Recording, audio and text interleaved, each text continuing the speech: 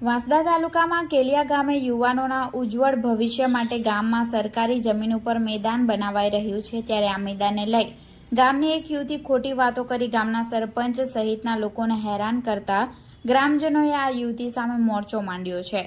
વાંસદા તાલુકાના કેલિયા ગામે યુવાનો રમતગમતમાં આગળ વધે તે આશયથી એક મેદાન બનાવવાની માંગ ઉઠવા પામી હતી, જેને લઈ ગત તારીખ 2/10/2024ના રોજ મળેલ ખાસ ગ્રામસભામાં મેદાન બનાવવાનો ઠરાવ કરી ગ્રામજનોની સહેમતીથી ગામના યુવાનો માટે મેદાન બનાવવાની શરૂઆત કરવામાં આવી હતી। પરંતુ ગામની એક યુવતી આ મેદાનના વિરોધમાં દરેક સરકારી કચેરી, પોલીસ સ્ટેશન બધી જ જગ્યાએ અરજીઓ કરી ગ્રામજનો તેમજ સરપંચને હેરાન કરી રહી છે। આ યુવતી દ્વારા મીડિયામાં પણ ખોટી માહિતી આપી રહી છે, જે વાતને લઈ હવે સરપંચ સહિત ગ્રામજનોએ પણ આ યુવતી સામે મોરચો માંડ્યો છે। વધુમાં આ યુવતીએ ગામના આગેવાનો દ્વારા અનેકવાર સમજાવવાનો પ્રયત્ન કરવામાં આવ્યો, તેમ છતાં યુવતી સમજતી ન હોય ગ્રામજનો તેમજ સરપંચ પર ખોટા આરોપો મૂકી બદનામ કરવાની પણ કોશિશ કરી રહી હોવાનું ગ્રામજનો જણાવી રહ્યા છે। જેથી ગ્રામજનો એકત્ર થઈ આ યુવતી વિરુદ્ધ નારા લગાવી ન્યાયની માંગ કરી રહ્યા છે। મારું નામ બિસ્તુભાઈ ભીમાભાઈ ચૌધરી, હું અને અમારા ગામમાં અમે બધા ગામવાસીઓ એક થઈને એક સંપથી ગામમાં કોઈ પણ કાર્ય કરવાનું થાય તો અમે બધા એક થઈને કામ કરતા આવેલા છીએ।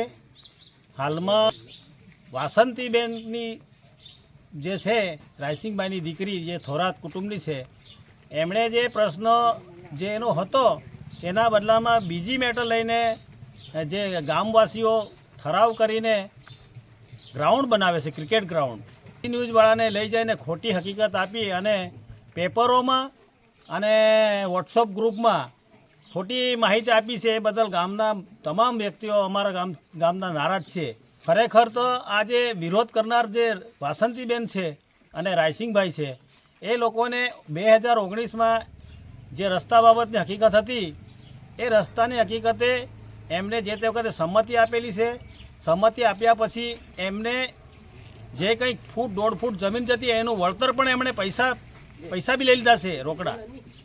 હાલમાં જે રસ્તો પાકો બનાવ્યો છે અને એ લોકો વિરોધ કરી રહેલા છે અને એ રસ્તાની મેટરમાં બીજી મેટર આ ગ્રાઉન્ડની લઈને ખોટી હકીકત પત્રકારોને આપે છે। એ હકીકત એમણે વાયરલ કરી છે, જાહેર કરી છે, પેપર એલાઉટ કરેલું છે, એ તદ્દન ખોટી છે।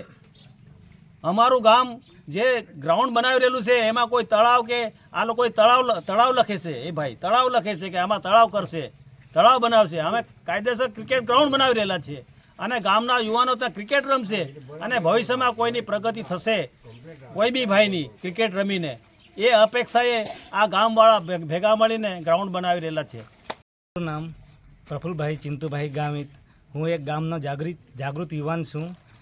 આ જે મેટર ઊભી થયેલી છે એમાં એવું હતું કે અમે એવું વિચાર્યું કે અમારા ગામના યુવાનો, બેરોજગાર યુવાનો ગમે ત્યાં રસ્તા પર દોડતા થાય। એ ગ્રાઉન્ડ પહેલાંથી જ હતું પણ નાનું હતું, પછીથી ખાસ ગ્રામસભાનું આયોજન કરીને ગ્રામ આગેવાનો, યુવાનો, વડીલોનો સાથ સહકારથી ગ્રામસભાનું આયોજન કરીને એમાં એવું નક્કી કરવામાં આવ્યું કે આ જ ગ્રાઉન્ડ મોટું કરીને આપણા યુવાનો ગમે ત્યાં જાય છે, આજુબાજુના ગામમાં સવારમાં ઉઠીને દોડે છે, તો એ ન થાય એના માટે બધા આગેવાનોએ ભેગા થઈને ત્યાં સ્થળ પર ચકાસણી કરીને જોયું તો અહીંયા ગ્રાઉન્ડ બને એવું છે ને આપણી પંચાયતની જ જગ્યા છે, એમાં કોઈ બીજી જગ્યા નથી। એટલે ત્યાં બધા ગ્રામજનો અને ગ્રામ આગેવાનોએ નક્કી કર્યું કે નહીં, આમાં આપણે બધાએ સાથ સહકાર લઈને જ્યારે આ ગ્રાઉન્ડ મોટું કરી દઈશું તો આપણે કોઈએ ક્યાંક જવાનું નથી અને અહીંયા આપણું બાળકોનું ભવિષ્ય સુધરશે। તેથી બધાએ નક્કી કરીને અમે ઠરાવ નાખીને આગળથી સ્ટાર્ટ કરી દીધું કામકાજ।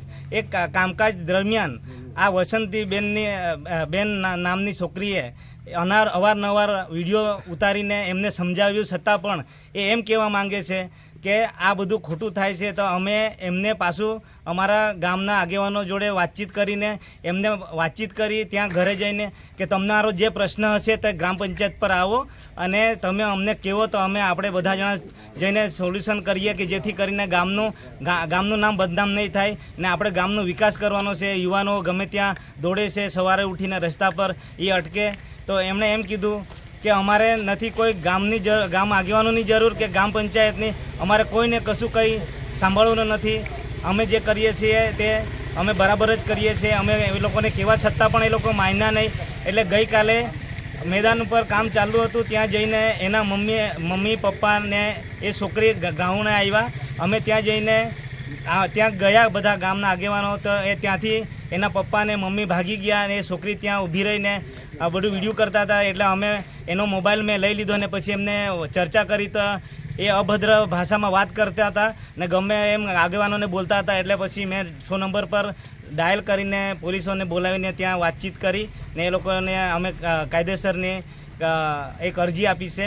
ને ત્યાં પછી એ લોકોને વાત જણાવી કે ભાઈ આ ગામનું ખોટું પેપર આઉટ થાય છે, આવી રીતના વાત કરે છે. મીડિયાનો કોઈ વિરોધ નથી કરતા. મીડિયા થકી જ ગામનો વિકાસ કે બધું થાય છે. અમારી સ્કૂલનું છે કે ગામની એકતા જે આવેલી છે એ મીડિયા થકી જ છે. મીડિયા ભાઈઓનો અમે આભાર માનીએ છીએ. મારું નામ રાધાબેન પ્રફુલભાઈ ગામિત. હું કેલિયા ગામની સરપંચ તરીકે હોદ્દો આપેલો છે. તો આ ગામમાં જે ક્રિકેટનું મેદાન આગળથી હતું જ, વર્ષોથી હતું જ, પણ જૂનું હતું, પણ એ છે ને કે નાનું હતું. એટલે હવે એને બધા ગામના અગ્રણીઓ ભેગા મળીને એ નિર્ણય લીધો અને ગ્રામ પંચાયતમાં આવીને ગ્રામ સભામાં એક ઠરાવ નાખ્યો. 2/10/2024ના દિવસે આ ઠરાવ રજૂ કરેલો હતો અને ગ્રામના બધા વડીલો આગેવાનો બધા ભેગા મળીને એની સંમતિ આપી કે નહીં, આ ગ્રાઉન્ડ આપણે મોટું કરીશું. અને આ ગ્રાઉન્ડ મોટું કરવા માટે ગામના બધા અગ્રણીઓ ભેગા મળીને જ આ ગ્રાઉન્ડ મોટું કરવા માટે જવાબદારી ઉઠાવેલી છે. તો ગામના કોઈ પણ વ્યક્તિને વાંધો નથી, પણ એક જ ઘર એવું છે કે એ વ્યક્તિને વાંધો છે અને ગમે તેવી ન્યૂઝ પેપરમાં આપે છે ને અમારું ગામને બદનામ કરવા માટે ગમે તેવા દરરોજના દરરોજ પેપર ન્યૂઝમાં આવે છે અને મીડિયા પર પણ આવે છે.